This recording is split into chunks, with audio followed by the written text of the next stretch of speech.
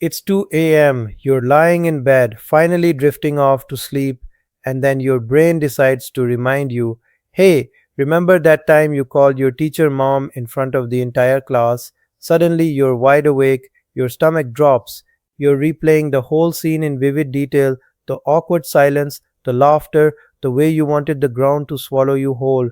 We've all been there. But here's the real question: why? Why does your brain torture you with memories you'd give anything to forget? The answer goes back almost a century to a cafe in Vienna in the 1920s. A young Russian psychologist named Bluma Zeigarnik was sitting there with her colleagues when she noticed something peculiar. The waiters could flawlessly remember every unpaid order, who ordered what, which table, every detail, but the moment a customer paid, poof, the memory vanished instantly. Intrigued, Zeigarnik returned to her lab and designed an experiment. She gave participants a series of tasks, some simple, like stringing beads or solving puzzles, and deliberately interrupted them halfway through some tasks while letting them finish others. The results were remarkable. Participants recalled details of the interrupted tasks about 90% better than the ones they completed. This became known as the Zeigarnik Effect, the mind's tendency to hold unfinished business in a privileged place in memory. So, what does an experiment from 1927 have to do with you cringing at 2 a.m.? Everything. When you replay that embarrassing moment, your brain isn't trying to punish you, it's treating that memory as unfinished business. Think about it.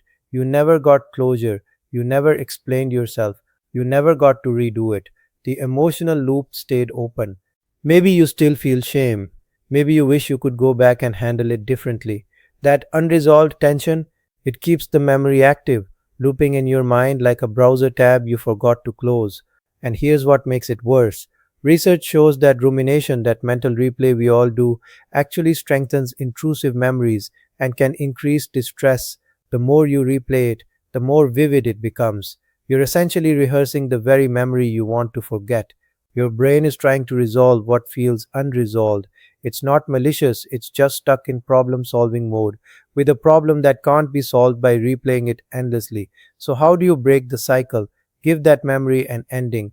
Seriously, your brain needs closure, so you have to consciously provide it. Here's how: 1. Acknowledge it out loud or in writing. Say it, yes, that happened. It was awkward. I survived. Writing it down can be even more powerful. It signals to your brain that you've processed it and filed it away. 2. Reframe the story. Instead of "I'm an idiot who called the teacher mom," try "I had an awkward moment, like millions of other people have had, and literally no one thinks about it anymore except me." 3. Add perspective. Ask yourself, would I judge someone else this harshly for the same mistake? Probably not. So why are you holding yourself to an impossible standard? 4. Laugh about it. If you can find even a sliver of humor in it, you're taking away its power. Embarrassing stories become great stories once you stop taking them so seriously. The key is this: when you finish the emotional story your brain keeps retelling, you close the tab, you mark it as complete, and your brain, finally satisfied, lets it go. So the next time you're lying awake at 2 a.m., replaying that cringeworthy moment, remember, this isn't your brain being cruel. It's your brain reminding you that you haven't let it go yet.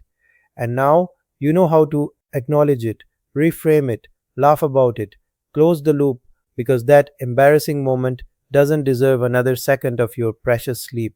So let it go.